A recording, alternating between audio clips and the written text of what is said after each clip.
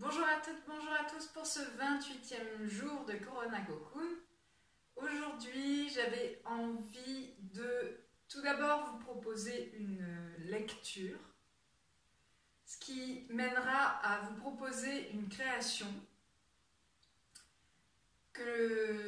on va dire à la manière de la lecture que je vais vous proposer.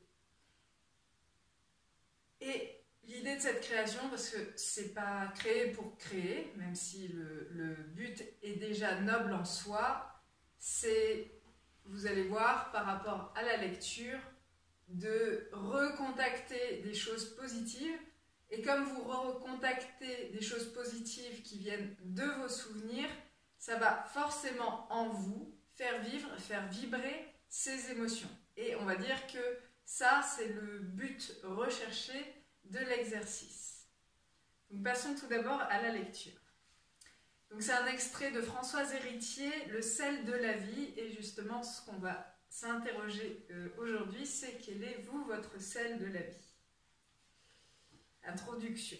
Si vous tablez sur une durée de vie moyenne de 85 ans, soit 31 025 jours, avec toujours en moyenne et à la louche 8 heures de sommeil par jour, 3h30 pour les courses, la préparation des repas, leur consommation, la vaisselle, etc. 1h30 pour l'hygiène, les soins du corps, les maladies, 3 heures pour l'entretien domestique, les enfants, les transports, les démarches diverses, le bricolage, etc. 140 heures de travail par mois sur 45 ans, à raison de 6 heures par jour, mais sans tenir compte du plaisir que l'on peut y prendre. 1 heure par jour de rapports sociaux obligatoires, conversations de voisins, pots, assemblées, séminaires, etc. Que reste-t-il aux citoyens et à la citoyenne lambda pour les activités qui font le sel de la vie? Les vacances, le théâtre, le cinéma, l'opéra, les concerts, les expositions, la lecture, la musique que l'on écoute ou que l'on pratique, les arts divers où l'on s'exerce, la promenade, le nez en l'air, les excursions, les voyages, le jardinage, les visites amicales, la farniente, l'écriture, la création, la rêverie, la réflexion, le sport, tous les sports, les jeux de société, le jeu tout court, les mots croisés, le repos, la conversation, l'amitié, le flirt, l'amour et pourquoi pas des plaisirs coupables. Vous aurez noté que je ne vous parle même pas de sexe. Oui, je vous le donne en 1000, 1h30 par jour pendant la période dite active. Du coup, elle va commencer à faire la liste de ces sels de la vie. Donc, je commence une des premières listes. Je vais y arriver. J'ai omis bien des choses dans la liste de celles qui font le sel de la vie. Je poursuis donc en suivant la méthode des surréalistes, association d'idées et laisser venir à soi. Tout cela risque de vous paraître hédoniste, car j'ai laissé de côté tous les raffinements du plaisir intellectuel ou de celui qu'on éprouve dans des engagements. Il s'agit néanmoins de choses très sérieuses et très nécessaires pour conserver du goût. Je vous parle des frémissements intimes, qui apportent de petits plaisirs, des interrogations et même des déconvenues, si on leur laisse le loisir d'exister. Je continue.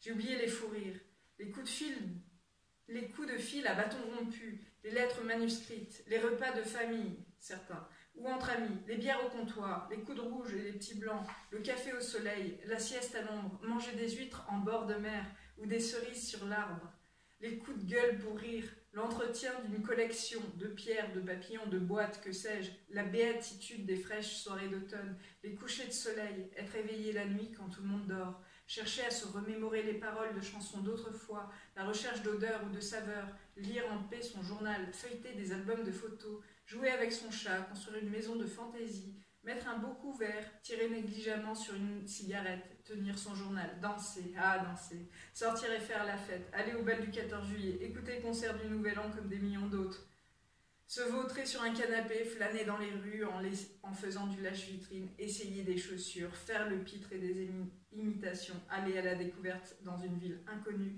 jouer au foot ou au Scrabble ou au domino, faire des jeux de mots ou des calembours, raconter des calembres d'haine, préparer un plat compliqué, pratiquer la pêche à la ligne ou le jogging ou la pétanque, ruminer autour d'une idée, regarder un vieux film à la télévision ou dans une salle, siffloter les mains dans les poches, avoir l'esprit vacant, les moments de silence et de solitude, courir sous une chaude pluie.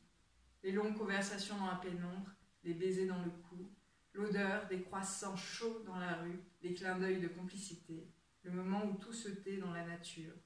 Écouter les cris joyeux d'enfants en récréation, se repaître de glace ou de chocolat, les moments où l'on sait qu'on plaît, qu'on vous regarde et qu'on vous écoute, se sentir leste et ingant, faire la grasse matinée, monter sur un bateau de pêche, observer un artisan, jouir du spectacle de la rue, retrouver des amis, prêter vraiment l'oreille aux autres. J'oublie tellement de choses encore. Et vous, qu'est-ce qui vous manquerait le plus si tout cela devait disparaître à jamais de votre vie? Et donc, ce que je vous invite à faire après cette lecture, c'est vous-même d'énumérer toutes ces petites choses qui vous font vraiment du bien. Et ce que j'aime avec Françoise Héritier, c'est qu'elle va dans tout le panel. On va dire que c'est autant les choses qu'on peut admettre et les choses qui... Voilà, il y a des fois certaines infractions, mais qui ont porté une certaine jubilation en étant respectueux.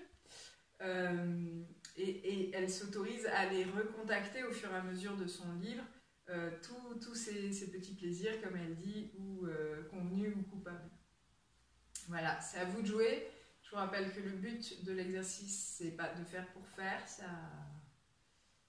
ça n'a pas d'intérêt si ça n'a ni sens ni conscience. C'est vraiment d'aller recontacter en énumérant, en listant ce qui vous fait vibrer et simplement ensuite en relisant le sel de votre vie, vraiment de ressentir, de prendre un temps pour vibrer cela. Sur ce, profitez bien de cette belle journée.